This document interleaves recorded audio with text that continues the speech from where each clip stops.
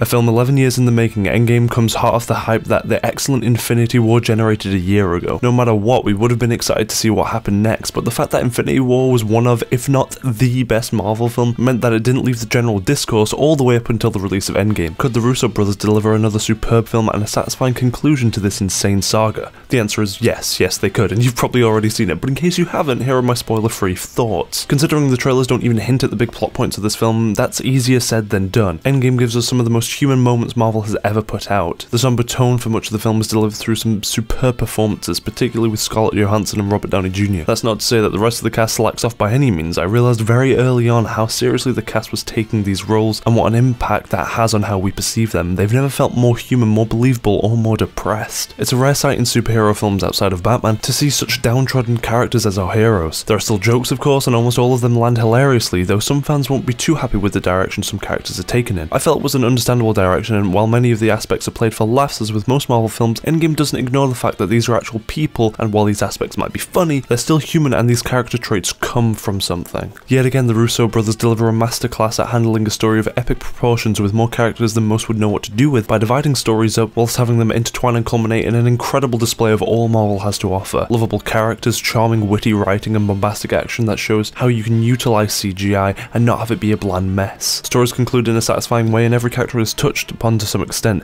setting up an exciting, unknown future for the franchise. Fanservice is utilised to full effect here, and it's done tastefully enough, being consistently justified that I can't get mad, only ecstatic. As a cinema experience, the Endgame midnight show is one of the best I've ever had. You could feel the excitement in every pivotal scene. Us, a British audience, outright cheered at one moment, and if our repressed society being audible in a cinema doesn't tell you that Endgame accomplishes what it sets out to do, I don't know what does. This is our generation's Star Wars, which says a lot when that franchise is still going. The same way parents tell their kids about what it was like to be in the theatre when Luke found out that Darth Vader was his father, kids growing up with Avengers today will be able to tell their children what it was like when spoiler happened, or when spoiler spoiled the spoiler. That is how great the ending to this legacy of films really is, a cinematic experience I will never forget.